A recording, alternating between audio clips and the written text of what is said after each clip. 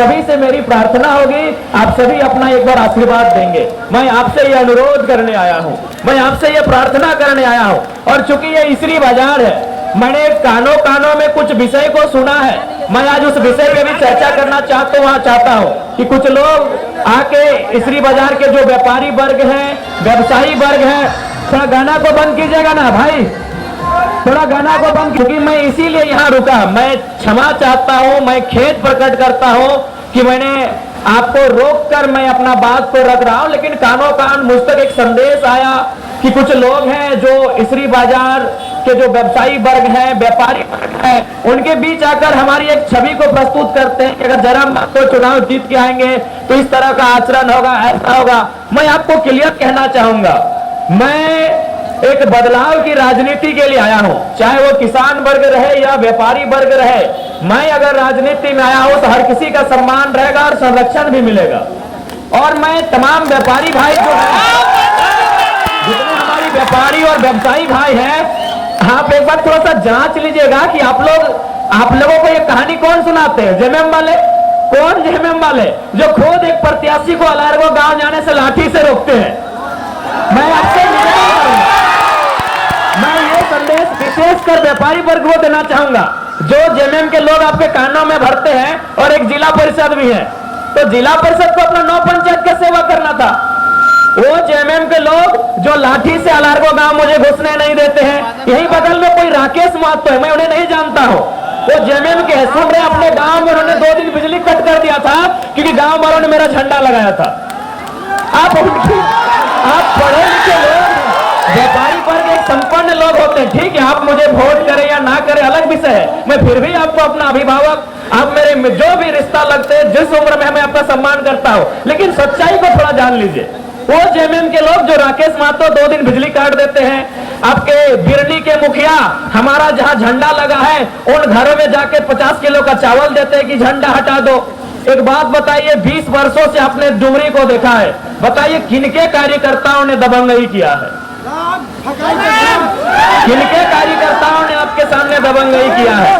मैं अभी चुनाव जीता नहीं हूं, मैं आपको आश्वस्त करना चाहूंगा, यदि मेरे भी साथी कोई ऐसा है जिनको लेकर आपके मन में कोई शिकायत है तो आप नाम सजेशन कीजिएगा। अगर कोई गलत करता है अगले ही दिन उसको अपने पार्टी संगठन से निष्कासित करने का काम हम करेंगे। हम बदलाव की राजनीति के लिए आए हैं।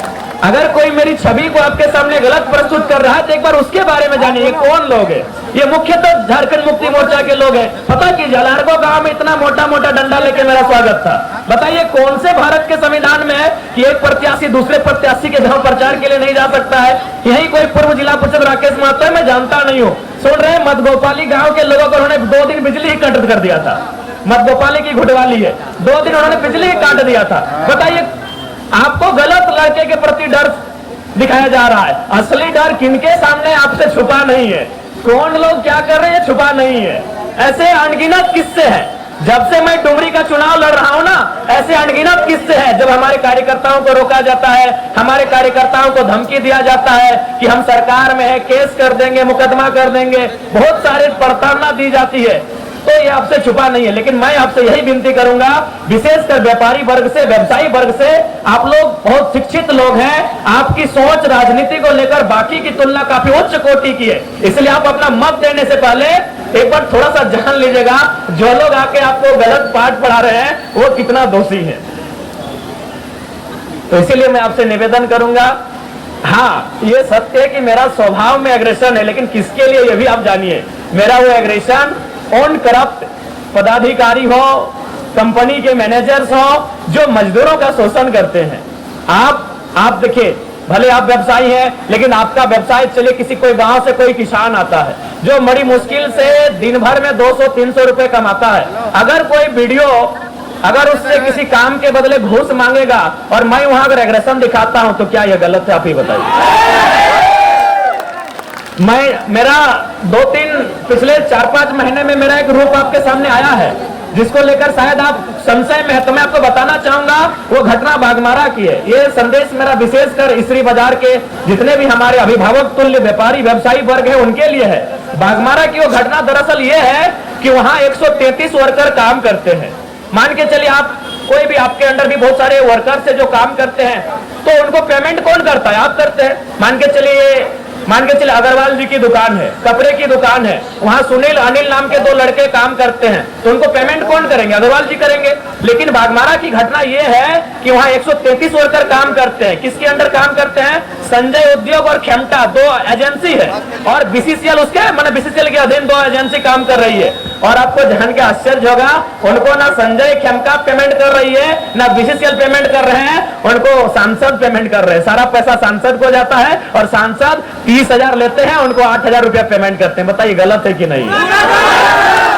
तो इसीलिए फिर कहूंगा, वोट आपका विषय है, देना या नहीं देना अलग विषय है, लेकिन मेरे बारे में जो नकारात्मक धारणा आपके मन में लोग डाल रहे हैं, ये बहुत दुर्भाग्य है। मैं एक ऐसा लड़का हूं, आज हजारों लोगों की मैं उम्मीद बन के आया हूं।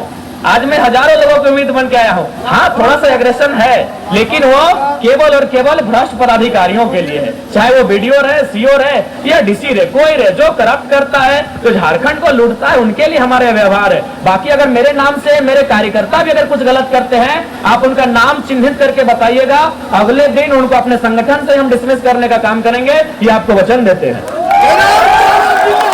हाँ, मैं एक छोटी सी घटना यहाँ घटी थी, और आज मैं आपको एक ताजा घटना सुना रहा हूं। आज रांची से बेरमो और डुमरी के लिए विशेष टीम आई है। वो विशेष टीम में बहुत सारे आईएएस पदाधिकारी हैं, और उनको ये बोला गया है कि आप डुमरी और बेरमो में एक काम ऐसा कीजिए कि जयराम महतो चुन के चुनाव जीत के नहीं आ पाए। सोच सकते हैं आज लोग किस प्रकार से साजिश कर रहे हैं। यही दिल्ली के चुनाव आयोग की टीम भी आई है। आपको भी मालूम है, हर एक विधानसभा में चुनाव आयोग 2-2 पदाधिकारी भेजते हैं, उनको शायद ऑब्जर्वर कहा जाता है। वे लोग बैठ के बात क्या कर रहे थे मालूम है? कि झारखंड नहीं, पूरे इंडिया के हिस्ट्री में हम एक ऐसा चुनाव देख रहे हैं जहां नेशनल पार्टी, स्टेट लेवल की पार्टी जो 20 साल से सरकार में रही है, वो एक 29 साल के लड़के के पीछे हाथ धो के पड़ी है। आप अगर आशीर्वाद नहीं देंगे तो ये लड़का, आखिर मुझसे डर उनको क्यों है? सवाल ये भी है कि मुझसे उन आईएएस आईपीएस को डर क्यों है, उन सरकारों को डर क्यों है? ना, डर इसलिए कि अगर हम वहां जाएंगे तो हम वहां कोयले की बात करेंगे, बालू पत्थर की बात करेंगे, रोजगार की बात करेंगे, किसान की बात करेंगे, व्यवसाय की बात करेंगे। हम वहां जाएंगे तो हर झारखंड के मुद्दे को बहुत तार्किक ढंग से उठाएंगे। इसीलिए आज वो भयभीत है कि कुछ भी हो जाए, ये लड़का नहीं आना चाहिए। मैं आपको एक लोकसभा की घटना सुनाऊंगा, नाम लेके सुना देता हूं। चंद्रप्रकाश चौधरी और मथुरा महतो, आपको मालूम है मैं तीसरा प्रत्याशी था, वो 2 थे। इंडिया से मथुरा महतो, एनडीए से चंद्रप्रकाश चौधरी। वो निरसा में बैठ के एक दिन मीटिंग कर रहे थे। क्या मीटिंग कर रहे थे मालूम है? कि बोले कुछ हो जाए, जयराम अगर जीत के आएगा तो तुम्हारा बेटा और मेरा बेटा का कैरियर खा जाएगा। ये उनका सोच है। सोच के देखिए, चंद्रप्रकाश चौधरी और मथुरा महतो निरसा में जाके मीटिंग कर रहे हैं बंगाल बॉर्डर में, और क्या बात कर रहे हैं कि कुछ हो जाए, तुम जीतो दिक्कत नहीं है, हम भी जीते तो दिक्कत नहीं है, लेकिन अगर ये लड़का जीतेगा तो तेरा भी बेटा का कैरियर खाएगा और मेरा भी बेटा का। क्योंकि हम लोग दोनों चाहते हैं कि हमारे बाद हमारा बेटा विधायक बने। तो एक बार इस लड़के को आप साथ दीजिए, ये बदलाव के लिए आया है। हमसे भयभीत होने की आवश्यकता उनको है जो झारखंड की कोयला को लूट रहे हैं, जो झारखंड के बालू को लूट रहे हैं, जो जंगलों को, खनिजों को लूट रहे हैं, जो ईमानदारी पूर्वक, निष्ठा पूर्वक काम करने वाले लोग। आप निश्चिंत रहिए, हम आपके बीच भी गार्जियन बन के नहीं, आपका बेटा आपका रक्षक बन के खड़ा रहेंगे। ये आपको हम वचन देते हैं। अरे आप तो संपन्न लोग हैं। मैं यह बरकट्ठा की एक घटना सुना रहा हूँ। वहां एक बुजुर्ग आदमी, सरकारी रिटायर्ड टीचर, वो सरकारी टीचर, ऐसा नहीं कि वो कोई आम व्यक्ति, एक सरकारी टीचर है। वो बरकट्ठा गए थे सीओ से अपना साइन करने के लिए, तो सीओ ने उनको 3 दिन घुमाया। तो चौथा दिन उस बुजुर्ग व्यक्ति ने कहा कि जयराम महतो ठीक बोलता है, घूस मांगने वाला वीडियो सीओ को उठा के टेबल में, क्योंकि आचार संहिता है। बूढ़े ने कहा, एक बुजुर्ग आदमी 70 साल उम्र पार हो चुकी है, उस बूढ़े ने कहा कि जयराम महतो ठीक बोलता है, घूस मांगने वाला वीडियो सीओ को उठा के टेबल में, विश्वास कीजिए जो काम 3 दिन से नहीं हुआ था, सीओ ने खुद उनको बुलाया, बोला बाबा जयराम महतो तो जवान लड़का है, ऐसा भाषण देता है तो चलेगा, बूढ़ा आदमी का है, ऐसा बोले हम साइन कर देते हैं। अब आप बताइए क्या वो व्यवहार मेरा गलत है?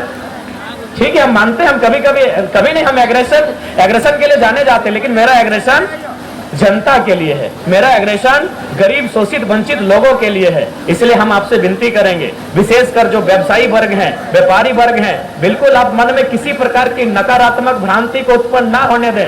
मैं एक बेटा बन के सबकी सेवा करने के लाया हूं। आपसे निवेदन है, एक परिवर्तन को सपोर्ट करें। आपने वोट किया है, 20 वर्षों से झारखंड जब से अलग हुआ है आपने किसी न किसी को वोट किया है। आपसे निवेदन होगा इस बार परिवर्तन के लिए वोट करें। आज देखिए बहुत सारे पत्रकार आते हैं तो क्या कहते हैं कि डुमरी फलाना पार्टी की परंपरागत सीट है, टुंडी फलाना पार्टी की परंपरागत सीट है, बगोदर फलाना पार्टी की परंपरागत सीट है। क्योंकि व्यवसायी वर्ग आप लोग पढ़े लिखे लोग हैं, बताइए लोकतांत्रिक देश में परंपरागत सुनने में ठीक लगता है? लोकतांत्रिक व्यवसायी वर्ग में आपसे निवेदन करूंगा, क्या लोकतांत्रिक देश में परंपरागत सुनने में ठीक लगता है? जी नहीं, लोकतांत्रिक देश में परंपरागत नहीं, परिवर्तन सुनने में ठीक लगता है। मैं